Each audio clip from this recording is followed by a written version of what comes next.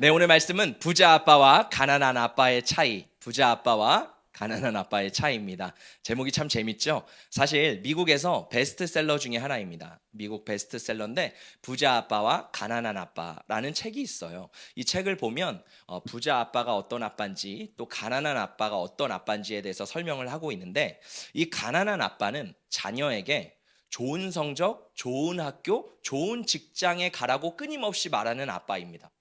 그게 무슨 가난한 아빠예요?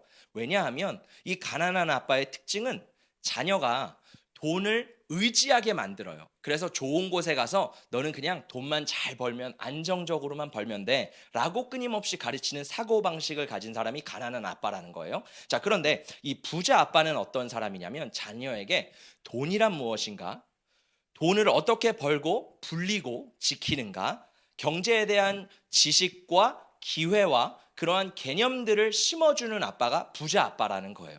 그래서 이 부자 아빠는요, 돈을 다스리고 관리할 수 있는 능력을 키워주는 아빠가 부자 아빠라는 겁니다. 무슨 말인지 아시겠죠? 자, 그래서 이 부자 아빠와 가난한 아빠가 있는데, 이 두 아빠의 차이점이 뭐냐면, 가난한 아빠는 지식을 전달해 줍니다.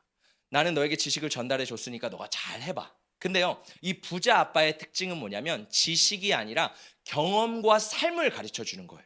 그래서 어떻게 하면 부자의 사고방식을 가질 수 있을지, 어떻게 하면 부자의 길을 걸어갈 수 있는지, 그러한 사고체계와 삶과 기회를 열어주는 게 부자 아빠라는 겁니다. 자, 그러면 여러분은 부자 부모님이신가요? 아니면 가난한 부모님이신가요? 이거는 내가 가진, 수중에 가진 돈이 아니라요, 내 마인드 차이라는 겁니다. 자, 성경도 마찬가지인데요, 신앙도 이 원리가 있습니다.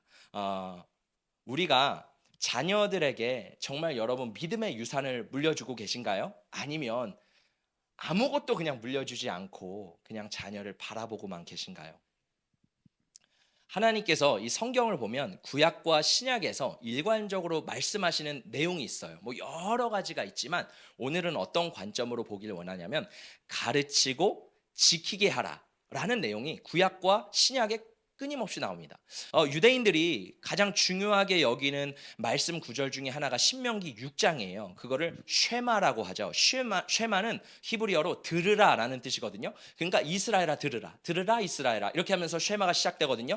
근데 이 쉐마가 시작될 때 뭐라 그러냐면 이렇게 말해요. 곧 너와 내 아들과 내 손자들이 평생에 내 하나님 여호와를 경외하며 내가 너희에게 명한 그 모든 규례와 명령을 지키게 하기 위한 것이며 또 내 나를 장구하게 하기 위한 것이라. 그러니까 하나님께서 끊임없이 들어야 돼.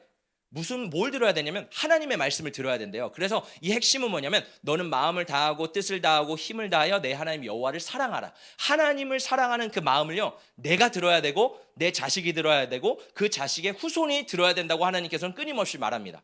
그러니까 이 뒤에 말씀에 뭐라고 말씀하시냐면, 먼저는 너가 들어야 돼. 너가 지켜야 돼. 그러니까 우리가 먼저 지켜야 되는 거야. 할렐루야.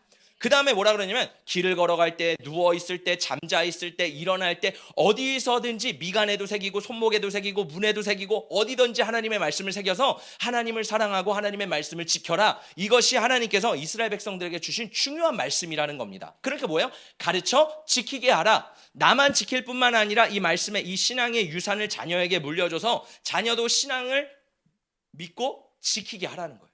예수님도 마찬가지예요. 예수님께서 승천하시기 전에 제자들에게 마지막으로 하신 말씀이 뭐예요? 바로 내가 너희에게 분부한 모든 것을 가르쳐 지키게 하라. 그냥 가르치는 게 아니에요. 가르쳐 지키게 하래요.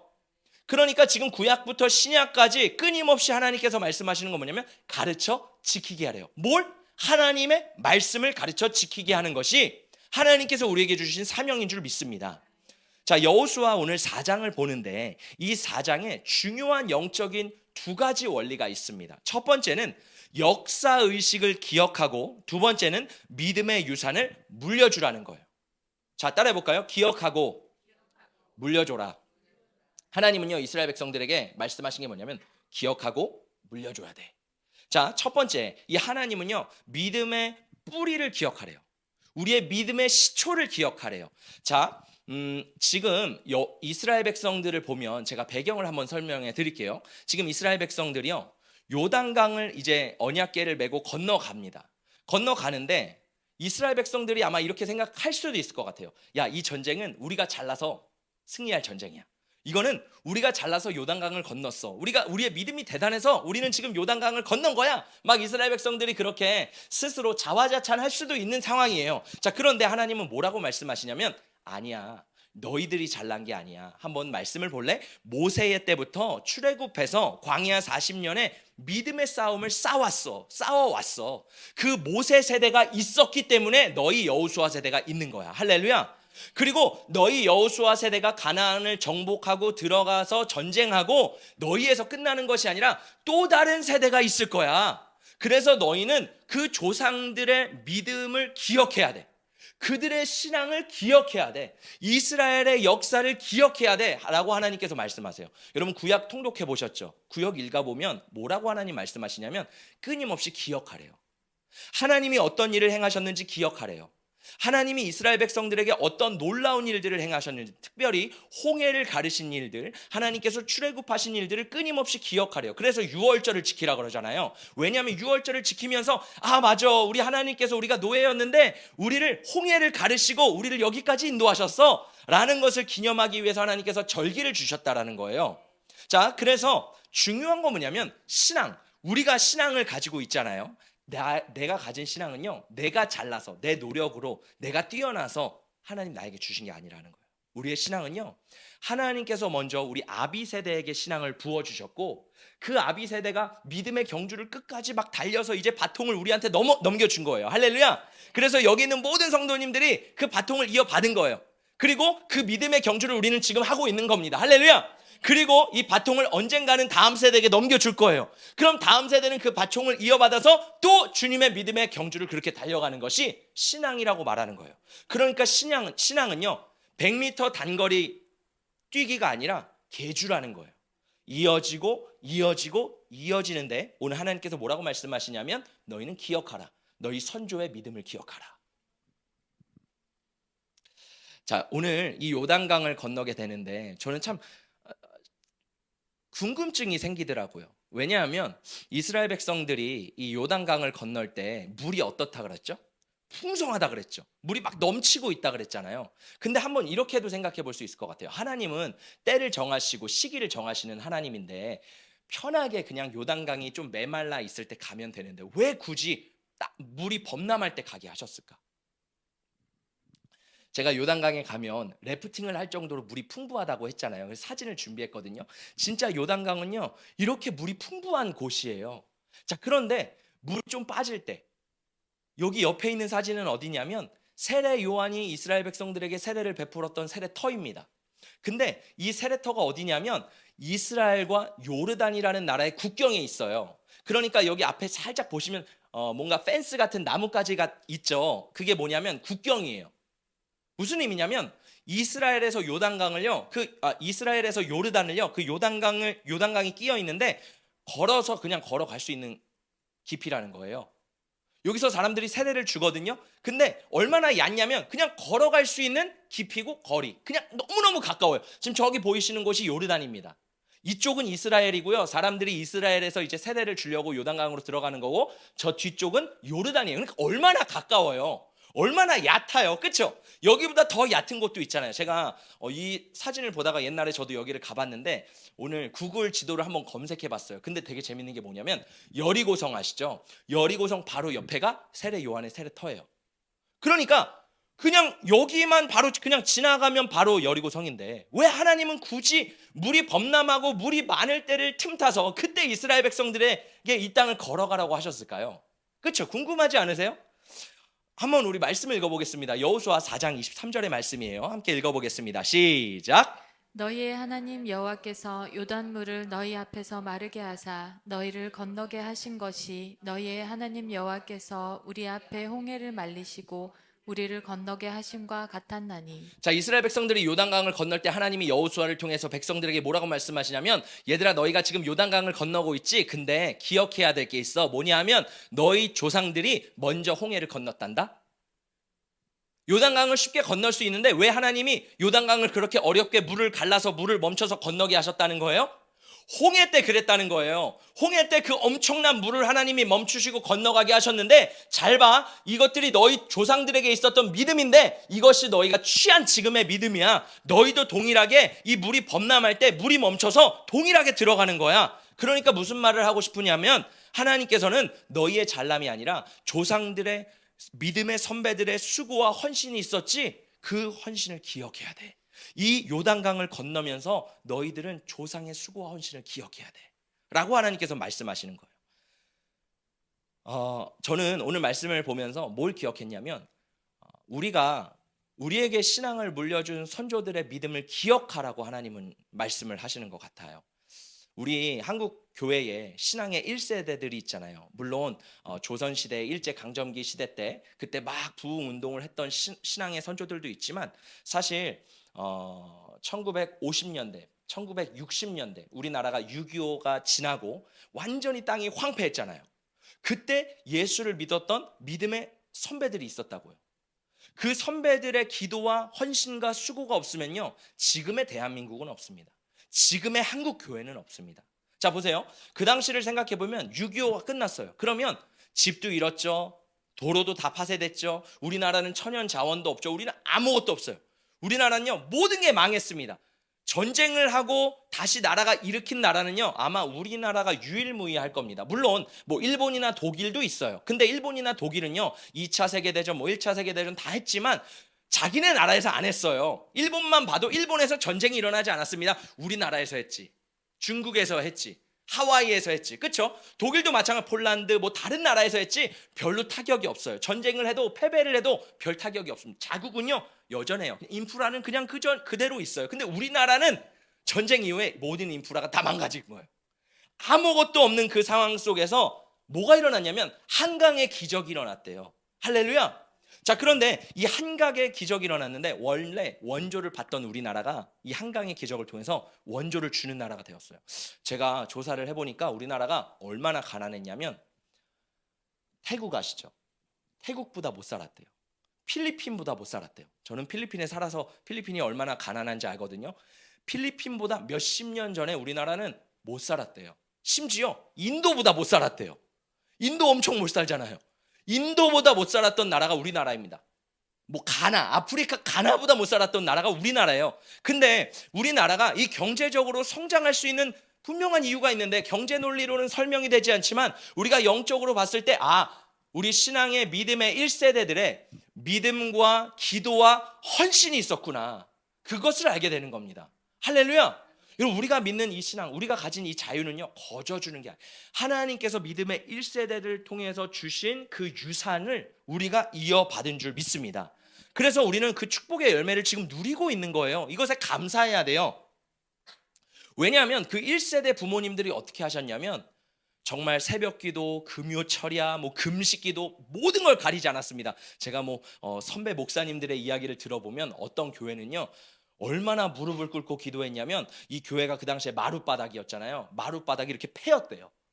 그래서 이 패인 자국이 있을 정도로 늘 하나님 앞에 나와서 기도하고, 툭하면 금식하고, 툭하면 철야하고, 툭하면 하나님 앞에 부르짖어서 기도하던 게 우리의 믿음의 선배들인 줄 믿습니다.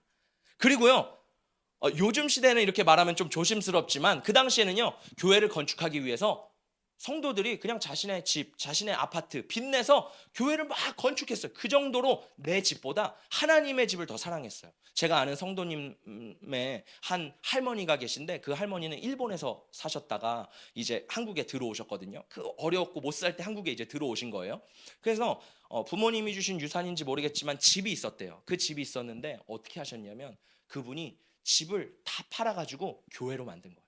그래서 교회로 만들어서 잘 살 수 있는데, 그 교회를 교회로 만들어서 그 할머니 권사님과 가족들은 쪽방에서 자고, 목사님은 좋은 방 내어드리고, 2층은 예배당이고, 그렇게 예배를 드리고 교회를 사랑하고 섬겼다는 거예요.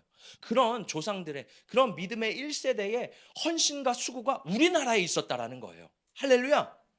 자, 이렇게 그 1세대의 믿음의 돌파가 있었다라는 거. 무슨 돌파가 있었어요? 가난의 돌파가 있었어요. 믿음의 돌파가 있었어요. 기도와 헌신의 돌파가 있었습니다. 여러분, 우리는요, 이거를 그냥 옛날 일이야 라고 터부시하는 경우가 있어요. 그런데 중요한 것은 하나님께서 이것을 기억하라는 거예요. 기억하는 자에게 그 믿음의 유산이 우리에게 물려지는 줄 믿습니다.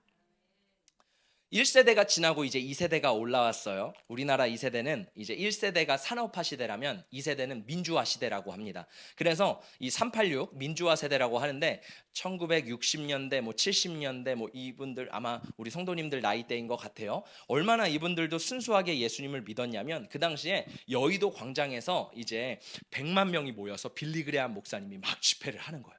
제가 들어보니까 저도 제가 태어났을 때인 것 같은데 막 비가 내리고 있는데 거기서 막 아멘하고 주님의 나라를 위해서 주님의 영광을 막 헌신하고 예배하고 그런 성도들이 막 있었잖아요. 그게 우리 세대, 우리 어른들의 세대잖아요. 할렐루야. 자, 그런데 이분들 가운데 막 그렇게 하면서 한국교회 안에 폭발적인 부흥이 일어나기 시작했습니다. 여의도 순복음교회, 사랑의 교회, 온누리교회 막 그때 막 부흥을 하기 시작했던 거예요. 그러면서 캠퍼스 가운데 우리가 복음을 전해야 된다. 우리가 선교에서 복음을 전해야 된다. 그 세대 아니에요? 선교 주님을 위해 헌신하겠습니다 막 하면서 전하세 예수 막 이런 세대잖아요. 올레이션스 막 이런 세대잖아요. 그러면서 한국교회에서 그 당시에 비행기 타는 것도 쉽지 않은데 10만 선교사를 헌신했어요. 얼마나 순수해요. 새벽 이슬 같은 청년들이 막 일어나서 주님의 나라를 위해 주님의 나라의 비전을 향해 막 들려가는 그러한 우리 한국교회에 2세대가 있었다고요.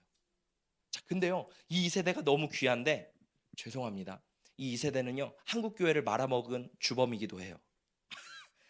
이들 안에는 어떤 마음이 있냐면 반역의 영, 불만의 영이 있습니다. 그래서 목회자, 장로, 집사가 되어서 교회를 이끌지만 이 세대가요 교회 어려움을 만들어내는 세대이기도 했어요. 왜냐하면 이 세대는요 원래 1세대는 하나님의 말씀에 순종했어요.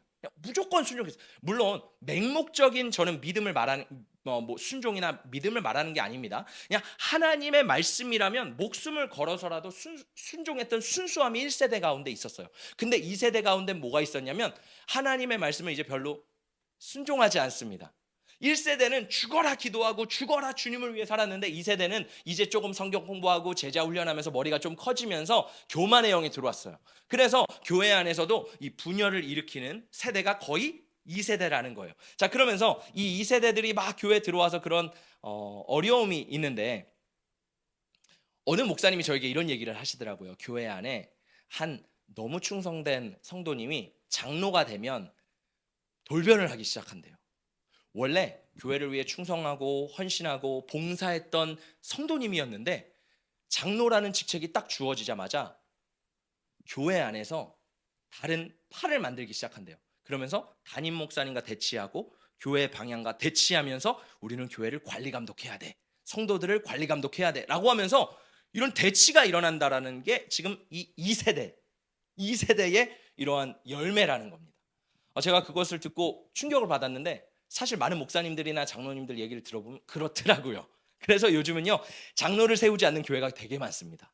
왜냐하면 이상하게 그게 뭐라고 그 직책만 세워지면 벌써 딱 올라와서 교회 안에서 여당을 만들어서 원래 하나님의 나라는요 야당 여당이 없습니다. 그렇죠?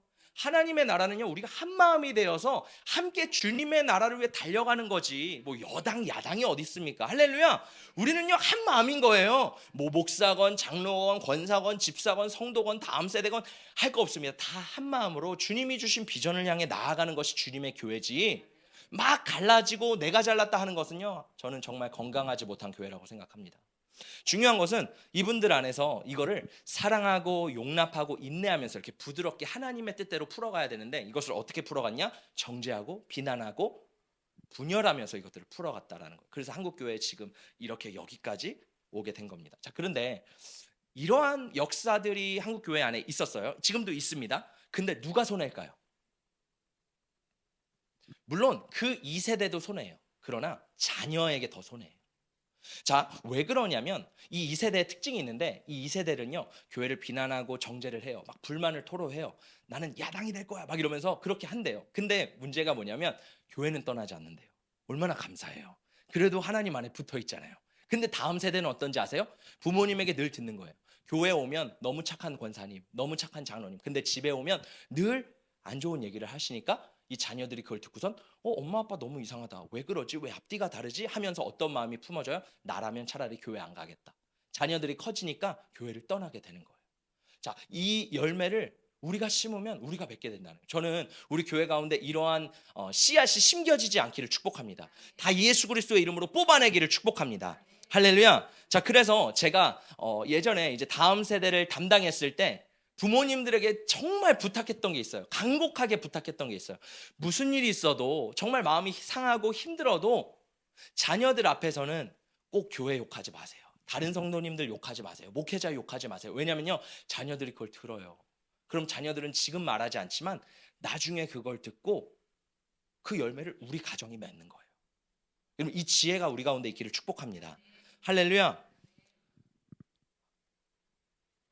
요즘 한국교회가 얼마나 힘드냐면, 제가 이번에 집회를 다녀왔잖아요. 그래서 한 장로님이랑 이렇게 깊게 얘기를 했는데, 이 장로님이 이제 한국에 있는 전국에 있는 감리교회를 막 많이 다녀보세요. 그래서 감리교 막 이렇게 임원단도 하시고 하는데, 어떤 얘기를 하시냐면, 수많은 교회들을 다녀보면 화려하고 크고 막 좋은 교회들 많잖아요. 근데 진짜 거기서 예배를 드려보잖아요. 본당이 텅텅 비어있는 교회들이 대부분이래요.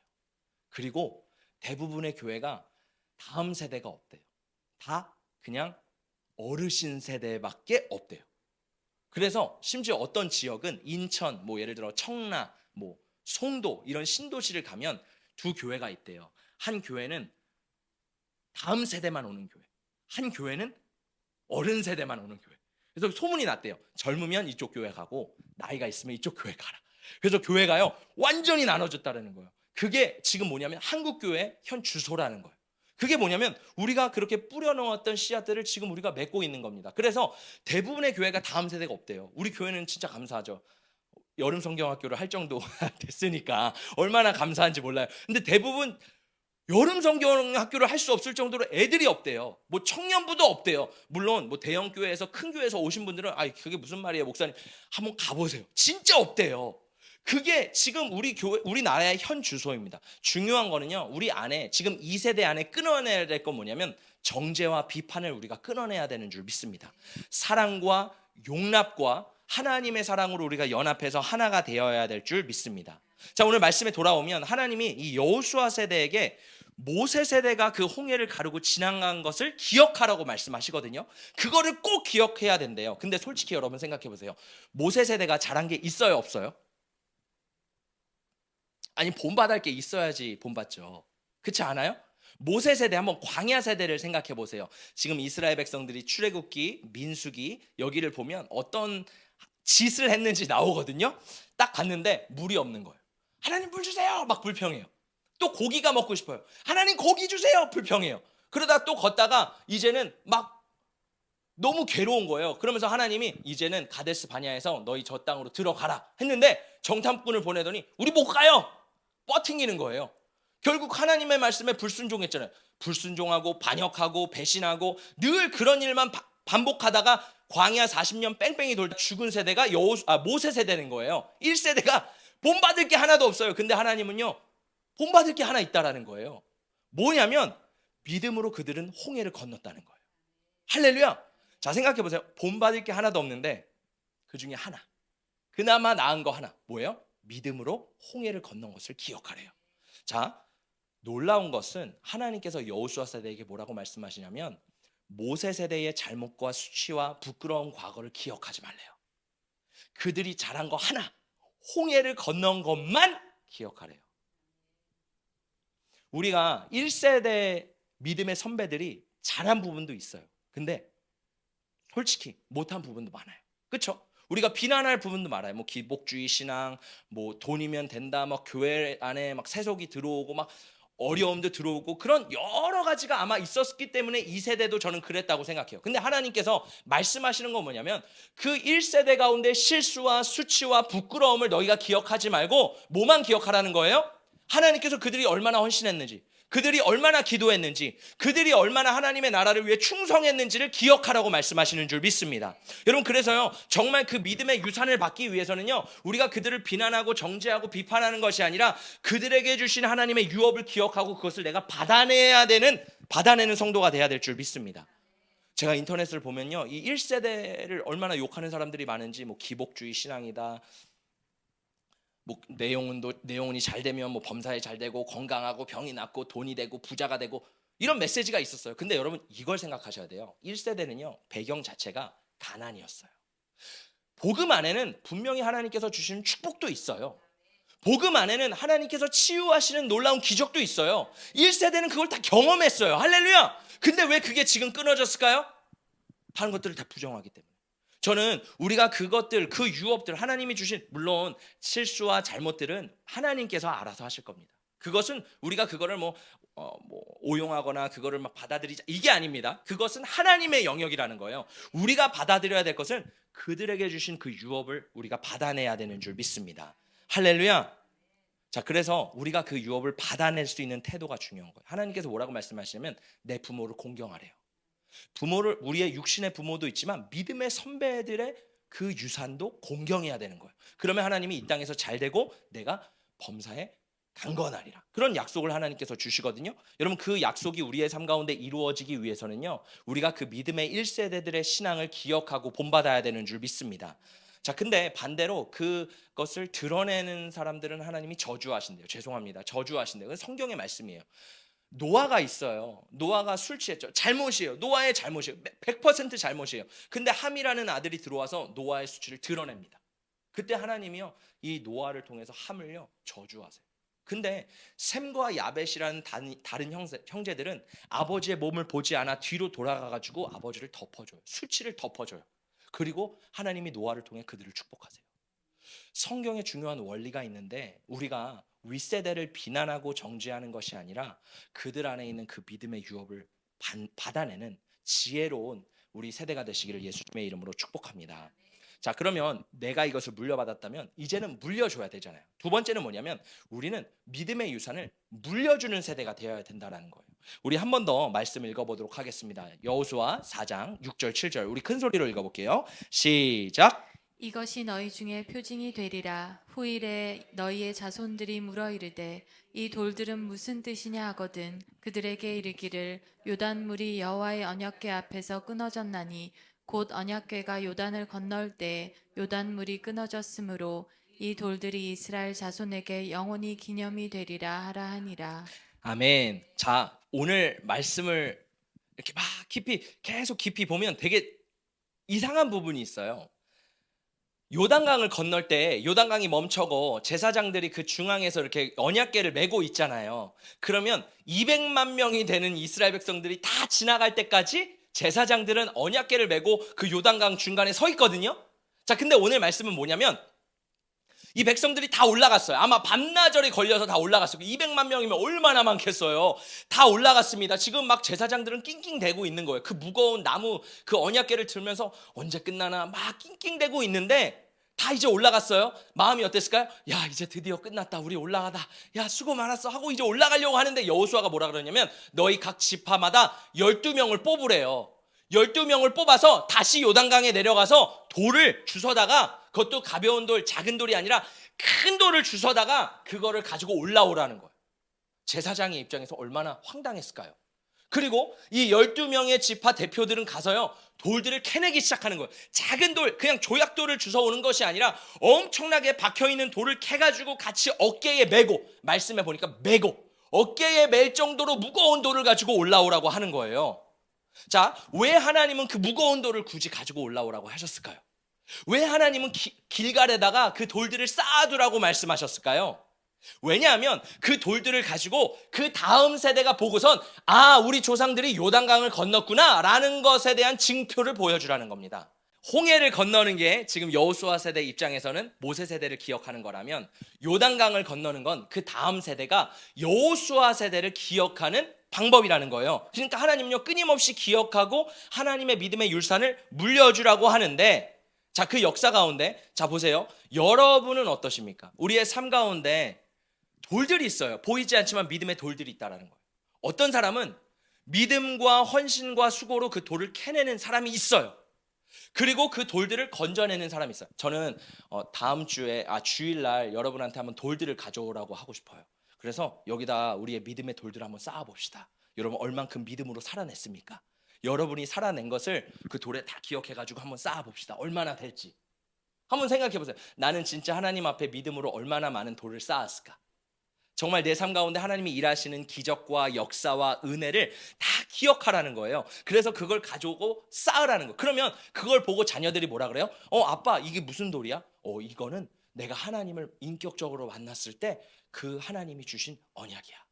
아빠, 이 돌은 뭐예요? 이거는 우리 가족이 너무너무 어려웠을 때 하나님께서 놀라운 기적을 베푸셔서 우리 가정을 구원하신 그 은혜의 돌이야. 또 자녀가 물어봅니다. 엄마, 이거는 무슨 돌이야? 이거는 엄마가 너무너무 우울증에 빠져서 괴로워하고 힘들어 있었는데 하나님이 나를 말씀을 통해서 건져주셨어. 그래서 그 믿음의 증표야. 여러분의 삶 가운데 그 믿음의 돌이 얼마나 있으신가요? 아마 다음 자녀 세대들이 물어볼 거예요. 엄마, 우리는 얼마나 많은 믿음의 유산이 있어?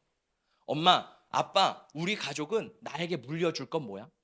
자, 여러분은 좋은 아빠신가요? 아니면 나쁜 아빠신가요? 부자 아빠신가요? 가난한 아빠신가요? 영적으로요. 영적으로 부자 어머니세요? 아니면 가난한 어머니세요? 오늘 성경은 말하고 있습니다. 부자 어머니, 부자 아버지는 뭐래요? 영적인 유산을 물려줄 수 있는 사람이래요. 제가 신학 대학원을 갔을 때 저희 부모님을 조금 원망했어요. 왜냐하면 신학교에 들어가니까 이런 얘기가 있더라고요. 목사 아들은 성골이고 장로 아들은 진골이고 아무것도 아닌 사람의 아들은 해골이래요. 나는 해골인 거예요. 야, 우리 부모님은 목사도 아니고 장로도 아니고 그냥 권사인데 나는 해골이네.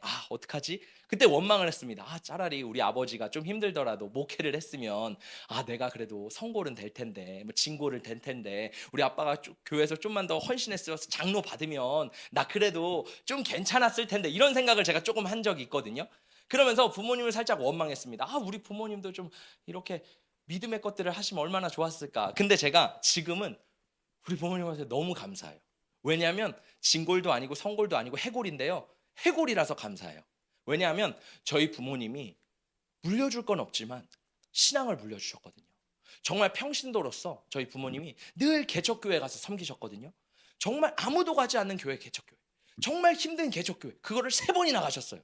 한국에서, 필리핀에서, 또 한국에서 개척한다 그래서 개척교회마다 가가지고 화장실을 청소하고, 막 화장실도요, 제가 다녔던 그 한 교회는 교회 건물이 2층이었거든요. 근데 4층에는 이 도박장이 있는 거예요. 할아버지들이 와서 도박하고 화투 치고 담배 피고 술 먹고. 근데 화장실이 하나밖에 없는데 그 할아버지들이 거기 화장실, 교회랑 같이 쓰는 화장실에 가서만 용변을 보시는 거예요. 어쩔 때는 토도 있고 어쩔 때는 오줌이 이렇게 누렇게 변기에, 요즘은 우리 용인에 이런 거 없잖아요. 그렇죠? 죄송합니다. 더러운 얘기해서 이렇게 막 끼어 있기도 하고, 그리고 막 후세식이에요. 이렇게 눌러 하는 건데 그 옆에 이렇게 딱지들 많이 껴 있고 막 이런 화장실인 거예요. 그럼 저희 어머니는요, 진짜 새벽기도 끝나고 가가지고 장갑 끼고 거품 내가지고 락스로 거기 막 청소하는 거예요. 어느 날 저한테 그러시더라고요. 너도 해봐. 여러분, 제가 그때 미국에서 유학하고 돌아왔을 때 하겠습니까? 난 이런 거 안 해. 해봐. 네, 한번 해봤어요. 한 번 했는데 얼마나 오각질이 나고 더러운지 여러분, 수세미로 해도요, 이게 진짜 쉽지 않습니다. 근데 저희 어머니가요, 그걸 하는 거예요.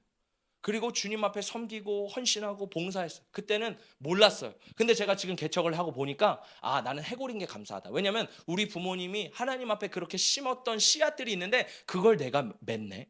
할렐루야. 여러분, 제가 진짜 많은 목사님들, 많은 장로님들 만나서 얘기를 하면 우리 교회가 그래도 되게 놀라운 거래요. 저는 그렇게 놀라운지 사실 모르겠거든요. 우리 잘 모르겠잖아요. 그쵸? 그냥 그런 거 아니야, 이 정도 원래 되는 거 아니야, 이렇게 생각하잖아요. 근데 진짜 놀라운 거래요. 왜냐하면 감리교가 한 5,700개 정도가 있대요. 근데 3,500개가 미자립이래요. 그러니까 거기는 개척할 때부터 지금까지 쭉 그냥 미자립 교회인 거예요. 그리고 거의 대부분 어려운 교회가 많아요. 개척해서 뭐 1년 차, 2년 차는요, 우리처럼 이렇게 많은 경우는 없습니다. 그렇죠? 여러분, 그러시지 않으세요? 아니에요? 큰 교회만 다니셔서 모르신가? 제가 들어보기는요, 진짜 성도가 없대요. 진짜 너무너무 힘든 게 개척 교회래요. 지금 이 시대는 더 힘들대요. 근데 저는 이렇게 생각을 해봤어요. 와, 진짜 감사하다. 내가 뭐라고? 내가 뭐 잘난 것도 아니고 뭐 잘생긴 것도 아니고 뭐 말씀을 막 판타스틱하게 전하는 것도 아니고 그냥 부족한 종인데 하나님이 왜 이런 은혜를 주셨을까? 라고 생각했을 때 우리 부모님이 하나님 앞에 심었던 돌들이 있구나. 그 돌의 유산을 내가 물려받았구나. 할렐루야. 우리도 마찬가지입니다. 여기 앉아 있는 분들에게도요. 지금도 하나님께서는요. 우리 안에 그 믿음으로 살아내고 믿음으로 싸워갈 때 우리에게 뭘 주신대요? 돌을 주신대요. 믿음의 돌. 그럼 그거를 쌓아놓고 나중에 자녀들이 보는 거야. 엄마 이건 뭐야? 아빠 이건 뭐야? 또 우리 멘토들 멘티들이 그걸 보고서 말하는 거야. 이건 뭐예요? 그때 뭐라 그러겠어요? 이거 하나님의 은혜입니다. 하나님이 우리의 삶 가운데 주신 기적입니다. 할렐루야. 여러분 세상 사람들은요. 자녀들에게 뭘 물려주냐고 하면 부동산, 돈, 재산 이런 것들을 물려준다고 해요. 죄송합니다. 그러면 출발점이 다르대요. 그렇죠? 뭐 맞는 말이에요. 부자는 여기서 출발하고 가난한 사람은 여기서 출발하는 겁니다. 근데요. 저는 영적인 것도 마찬가지라고 생각합니다. 하나님께서 뭐라고 말씀하시냐면 있는 자는 더 받을 것이고 없는 자는 있는 것조차 빼앗긴대요. 그게 신약에서 말씀하시는 말씀이거든요. 중요한 것은 우리 안에 진짜 1세대의 믿음의 유산을 물려받고 또 나도 그것을 내 대해서 끝나는 것이 아니라 그것을 물려주는 정말 하나님이 기뻐하시는 성도님들 되시기를 축복합니다. 저는 우리 교회가 너무너무 감사한 게 뭐냐면 다음 주에 우리가 여름 성경 학교를 하잖아요. 야, 첫 여름 성경 학교예요. 우리 교회 역사상 첫 여름 성경 학교를 하는데 너무 감사한 거는 우리 교회 성도님들의 대부분이 섬겨주신다는 거예요. 여러분 얼마나 귀한지 모르겠어요. 제가 생각했을 때 그래. 아니 우리 다음 세대 한 고작 해봐야 손가락 그리고 또 팜플렛을 봤는데 그 너무 깜짝 놀랐어요. 선착순 30명이래요. 그냥 30명도 아니고 선착순. 제가 그걸 보고선 제 아내한테 그래요. 여보 선착순은 뭐야? 우리가 성착순이 될 수 있을까? 근데 제 아내가 믿음으로 하는 거야. 할렐루야. 선착순 30명 될 줄 믿습니다. 감사한 건 뭐냐면 요즘 이 시대는요 다음 세대가 없어지는 시대예요. 정말 없어요.